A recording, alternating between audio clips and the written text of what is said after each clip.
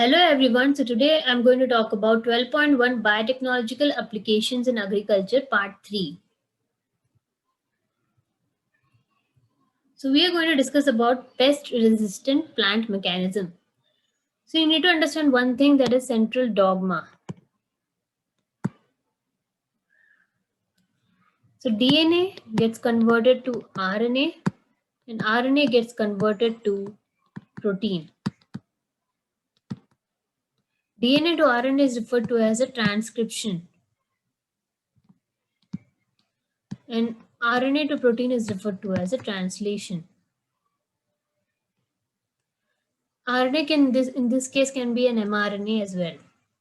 So DNA to RNA is transcription, mRNA to protein is translation. Okay, so you need to understand that concept. And one more thing, we have a double-stranded RNA. Okay, this double-stranded RNA is cut in shorts. Short segments have been cut. These segments, these small segments arise from the double-stranded RNA. So we have, this is the double-stranded RNA, and this is siRNA. siRNA are the RNAs which are derived from the double-stranded RNA. So this part, as you can see, is our siRNA which has been derived from the double-stranded RNA. So you need to remember these two concepts.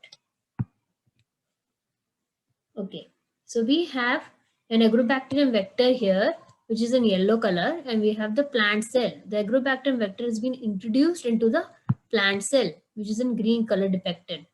Then we have a nematode. This nematode is described in the pink color. Nematode is a parasite or an insect or a pest.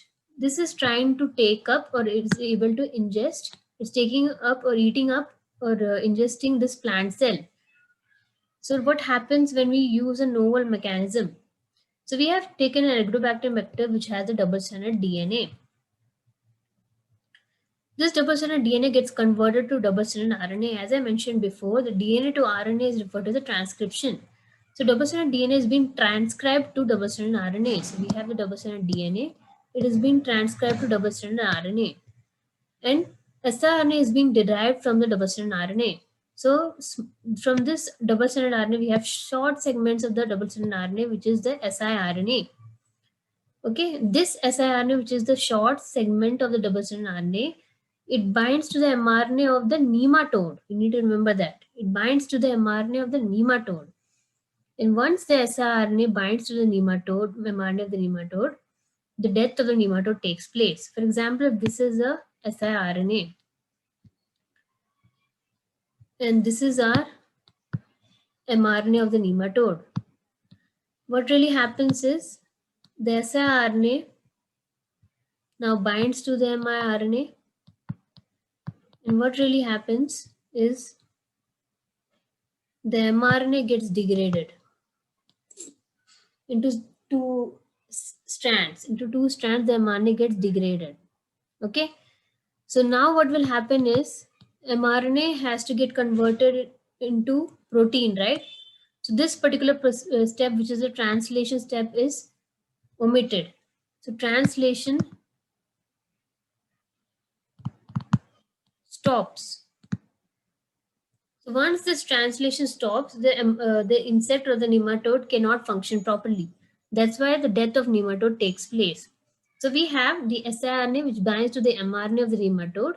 mRNA's translation stops, no protein development, and the death of nematode takes place. This is the concept of pest-resistant plant mechanism. Now I'll erase this slide. Okay, so we have the double-stranded RNA. As you can see, this is the double-stranded RNA. We have a dicer complex which helps in making siRNA from double-stranded RNA. So we have the siRNA, which is the short segment of the double-stranded RNA. This siRNA will bind to the mRNA of the nematode or the parasite or the insect or the pest. So this siRNA binds to the mRNA and this mRNA gets degraded. Thereby, there is no translation.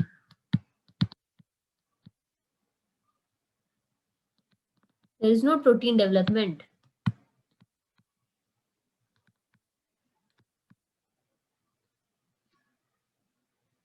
And thereby there is death of nematode. So the nematode we are talking about here is Melodogyne incognitia, is the nematode that we're talking about. There's another diagram. So we have the double-stranded RNA, as you can see, and dicer is used to make siRNA from double-stranded RNA. So we have the siRNA, which are the short segments of the double-stranded RNA. This is made single-stranded, and then this siRNA binds to the mRNA of the nematode, and then degradation takes place. Here they have talked about target cleavage, and then after that, the mRNA is degraded, and after that there is no translation, and the protein expression is also blocked. So thereby the nematode dies. Let's look into the text. So several nematodes parasitize a wide variety of plants and animals, including human beings.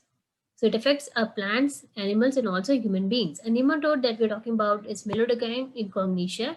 It infects the roots of the tobacco plants and causes a great reduction in yield. So a novel strategy, we take a novel strategy, was adopted to prevent this infestation, which was based on the process of RNA interference. So this particular part, this whole thing is referred to as the RNA interference.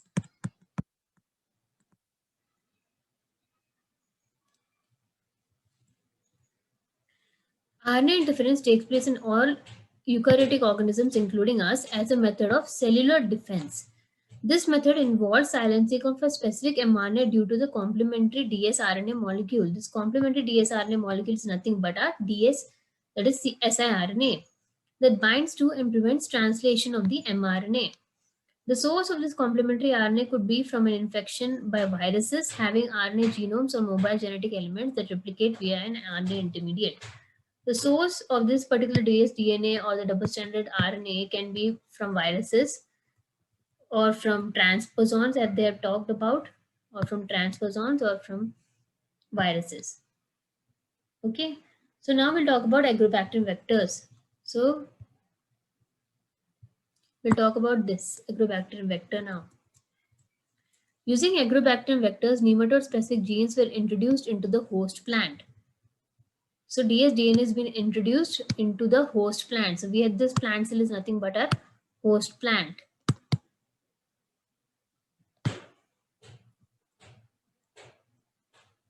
The introduction of the DNA was such that it produced both sense and antisense RNA in the host cells. So we have sense and antisense RNA. These two RNAs being complementary to each other formed a double-stranded RNA that initiated RNA interference and thus silenced the specific mRNA of the nematode. So we have a double-stranded RNA here, which led to the formation of siRNA. And from siRNA, it actually blocked the mRNA of the nematode, and death of the nematode took place. The consequence was that the parasite could not survive. This nematode or parasite could not survive in a transgenic host. Transgenic host is nothing but a plant cell expressing specific interfering RNA. The transgenic plant therefore got itself protected from the parasite. So this particular transgenic plant or the plant cell, which was modified by the novel strategy, is being protected from this particular nematode. So nematode is not able to kill or affect this plant cell. So now you can see this is the roots of the plants which is affected by the nematode, Melodogyne incognitia. So you can see some knots here. So tobacco plant is being affected by these knots. Okay, and this particular plant here is a transgenic plant.